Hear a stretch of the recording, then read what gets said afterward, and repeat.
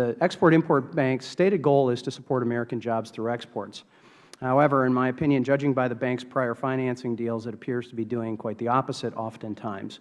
American taxpayers have been unwittingly propping up foreign state-owned companies in Saudi Arabia, Russia, China, Venezuela, Pakistan, India, Colombia, Mexico, Ethiopia, South Africa, and others who have done nothing but, frankly, work against the best interests of American citizens. In fact, of the 50 largest loans or guarantees approved by the EXIM Bank since fiscal year 2007, 46% of those by dollar amount of the loans have gone to foreign state-owned companies or a joint venture that includes a state-owned company.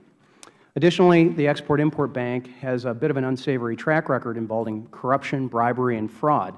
Perhaps the most infamous example of illegal behavior is that of former Congressman William Jefferson, a Democrat colleague of ours from Louisiana, who was raided by the FBI, convicted, and sent to prison for bribery, racketeering, and money laundering. You all may remember him as better as the congressman who stuffed his freezer with $90,000 in cold, hard cash, literally. Jefferson was working with then an EXIM employee as well as an EXIM board member to broker a deal between two Nigerian companies seeking financial support from EXIM Bank. This is just one example of how the political mandates for particular sectors and regions around the world have invited a culture of corruption by creating perverse incentives for the bank staff to meet arbitrarily stated goals. While time has passed, it appears the culture within EXIM has not, unfortunately. Just last year, EXIM removed 4 employees for accepting gifts and kickbacks from companies seeking export financing. In fact, one of these former employees was charged by the Department of Justice a little over 2 weeks ago for taking briberies numerous times between 2006 and 2013, and he subsequently had pled guilty.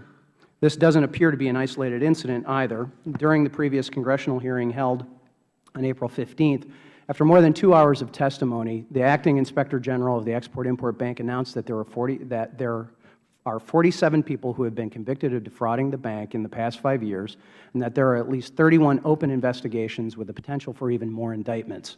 The more that is unearthed about the Export-Import Bank, the more concerned I become. While the goal and objective of the bank might be admirable, the current state of the bank is abhorrent at best. Why should Congress spend tax dollars on an organization that has reestablished a track record of corruption? And why should American tax dollars be used to finance foreign government-owned or operated companies that compete against American workers?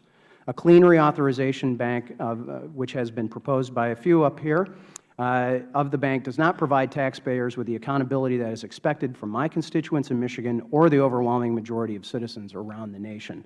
I look forward to hearing from Chairman Hochberg, and I do appreciate you being here, sir, about your plan to clean up the bank and your plan to polish up its image and, frankly, your image as well, or it may close shop.